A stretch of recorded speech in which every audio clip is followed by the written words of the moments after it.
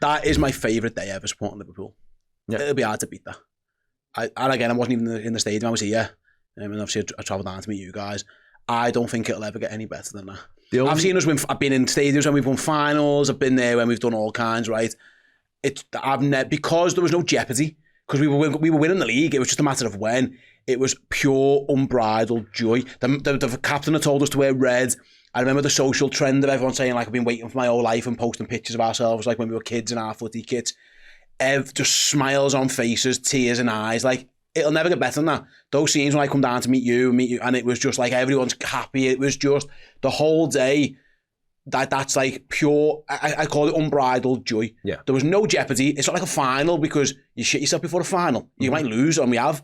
It doesn't matter. You're not going to, fucking Tottenham aren't going to beat you. You only have to draw. You didn't even have to, so Tottenham aren't beating Liverpool at Anfield. It's just not going to happen.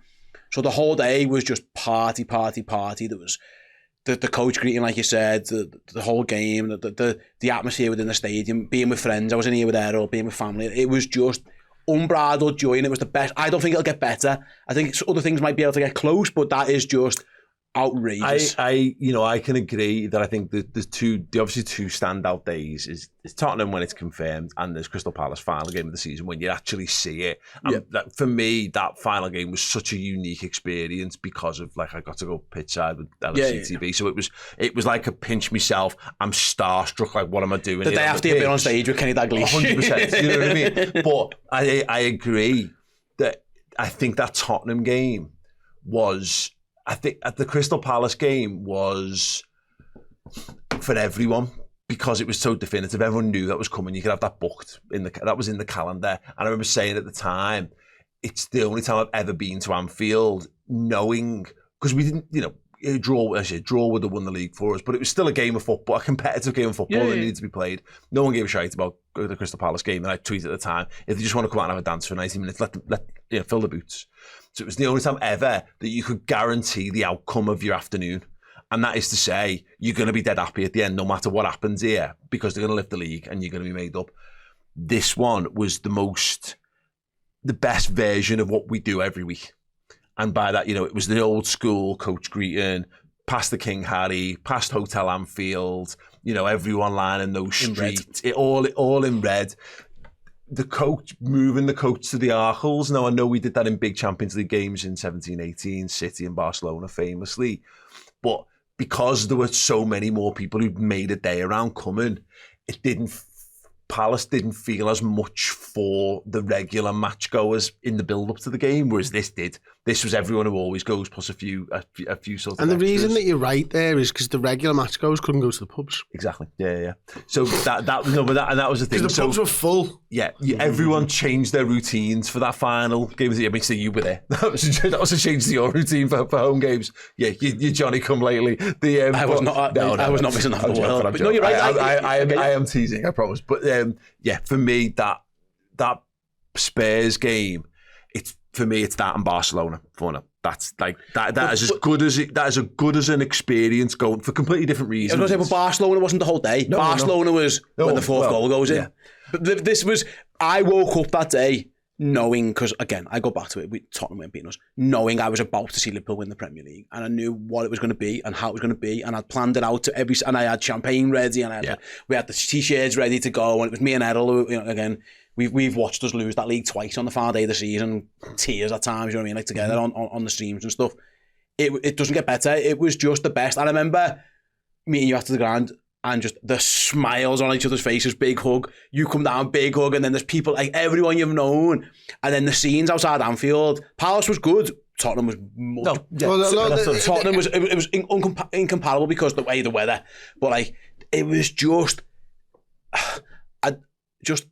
I don't want to say like Scouse as fuck, but kind of Scouse as fuck. It was like whether you were a Scouser or not, the whole thing. That's what I'm saying. For me, it's comparing a random night out after work with New Year's Eve that's been planned to the fucking nth degree for however many months. Yeah. Tottenham was the best night out of your life because you never knew you were going to get it. Yeah. You weren't certain you were going to get that, and nobody planned to stay on Walton Breck Road for 5 hours. Not one person. Yeah. That's organic. And the problem with, for me, Tottenham versus Palace is everyone wanted their own part of Tottenham.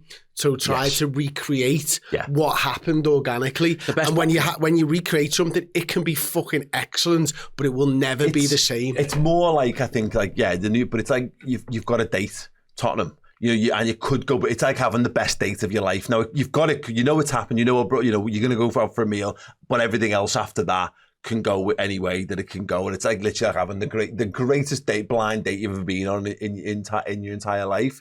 I think that's totally right. Because again, it was reactionary. There were plans put in place, as you say. You could plan what will happen if, because that's how close it was, but it wasn't a guarantee. Palace was a guarantee. That was like nailed on. That was the date where, it's like the married date, when you know exactly how it's going to go, and it can still be brilliant, and it could still be slightly less than you hope for. It was still one of the best married dates you've ever been on, if not the best one you've ever been on in some regards. But that was like finding true love, not in that game. Look, I remember, speaking of partners, like, so I'd said to my wife, bring the kid, get ready to bring the kids down. So they were watching it, and my mum and dad's on the telly. And once they knew it, it was like, it's academic, jumped in the car so they could be down. And I just think a lot of people did that. A lot of people. Well, I did it. I drove down with the guys from here. And I remember when the Gakpo goal goes in, and you're just like, oh yeah, Sam, this is done. Jobs are good. And for like an hour then, it's a party. And I love that the players celebrated it, because usually you can leave those scenes for the last game of the season, really, but the fact that the release of the players, and then the cop looked magnificent, and then they all get their song one by one, and they properly celebrate, and I was unsure they'd do that, and then the manager does it as well, and it's like, yeah, it's party time, it's go time, and it was just like, again, you've been waiting for it for so long. We've been waiting 35 years to celebrate in front of people, and usually things can be anticlimactic or like underwhelming. That Tottenham game was beyond expectation. It was better than it could ever be. It could be top though, Go on. If you do it on the last day of the season. Exactly, in those circumstances. That's nerves. There's more nerves on it. Yeah, of course, but then if you win, the let off. Oh, yeah, that's what I'm saying. Emotional. This is joy. Especially if it's like you do your part and maybe the other team, or the other team have lost, and you've got like 2 minutes of added time. Aguero stuff. Like, that's the only time it can ever go better. So it probably won't for us. And I loved Barcelona because there's never been a better game of football, and the atmosphere was incredible. And so Barcelona for me is a spectacle game of football, was so much better, so much more. There's jeopardy on it, so much more ridiculous. Right, the day, but the full fucking day of Tottenham blows Barcelona out. Yeah, that's kind of the point I'm making. I agree with your point on that today. I think that's absolutely spot on with it, because there's no jeopardy. It was just but a tiny bit. There was enough that it wasn't a procession, especially when they won 1-0. Exactly. That's why I'm so thankful again. It being Solanke, like a former Liverpool player who actually, I mean, he didn't want to give us that. He wanted to score and win a game of football. I'm certain of it, but the fact that it was him, and I'm like, cool, fine. Good to see you. Good to see you get. I've seen him score 2 goals at Anfield. Now watch who we replaced you with. Yeah, absolutely. No one. Centre forward, absolutely no one. Lucy has scored. Yeah, I know. But the build up, the moment. It's the difference. Barcelona and that game are different because you get to the results in different ways. The feeling of it, to be honest, and I would just to compare the Spurs to Palace. So I think the "You'll Never Walk Alone" and on the last game of the season was the greatest "You'll Never Walk Alone" that's been sang in the ground for a long time. Once with the titles there, and it's all there, because that was a proper outpouring. But the only thing that comes close is the Barcelona one, and Salah with his "Never Give Up" t-shirt and all that kind of stuff. But as far as other moments go, the Spurs game where the players break loose and they run towards the cop, like that is just like mind blowing. And because there were great scenes when they got to the cop against Palace, but because of the stage managed nature of the bits that lead up to it, and you couldn't see because the smoke was everywhere from the fireworks and stuff.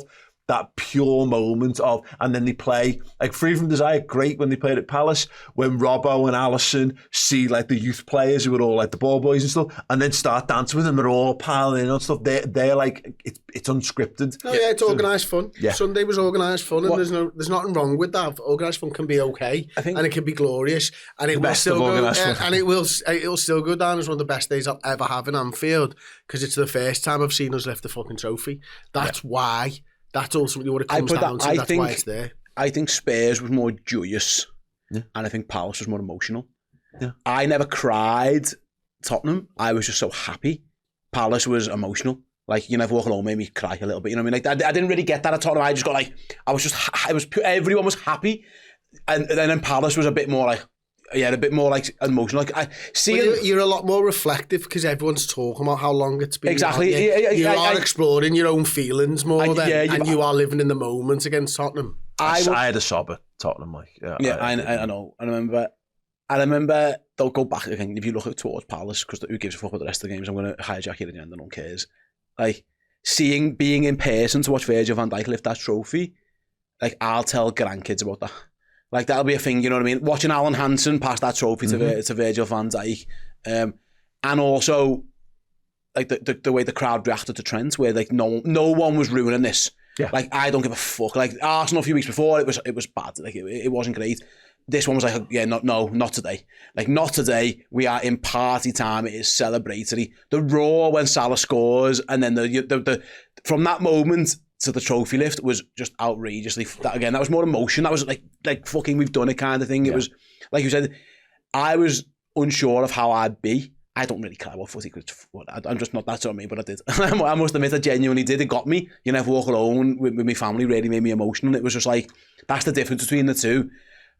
I think you've got it nailed on. It's unscripted fun versus you've organised everything to the 10th degree fun. They could both be good, but you probably remember the other one. I think the thing for me, and it's how I end up consuming and working around the football, is that I never quite let go in the scripted moments, because they're the ones when you've got to be on it most. Yeah. Whereas Spurs, even though you knew it was coming, it was still just so. I was personally more emotional after Tottenham than I was after Crystal Palace. Even though I'd geared my whole season up towards seeing the trophy lift, I was really happy. Like I was so, again, just so starry-eyed at the whole thing. I thought it was lovely, but I agree. I think there's been a few moments that you'll remember for all of your life. And again, if anyone ever talks to you about, you'll list them. And that Tottenham is, Palace is for a different reason. Barcelona, Borussia Dortmund will be up there as well from the Europa League run under Klopp. And then there's the small moments. So the final game of the season in 18-19 and that 5-minute spell where Brighton were beating City, and the feeling I felt there, I said, if I could just bottle that, and that no one would ever need a drink or a drug ever again. With Aston Villa when Gerrard was in charge and Coutinho scored. A couple of years later, We knew we were going to turn that round, but we never quite had that crossover moment where we were top. But that Brighton game was that little spell. The Tottenham game and the Palace game were the closest I've come to replicating that. Yeah, that I think it'll be tough to beat that Spurs thing for anything, for emotion wise. I think it was the best day we've had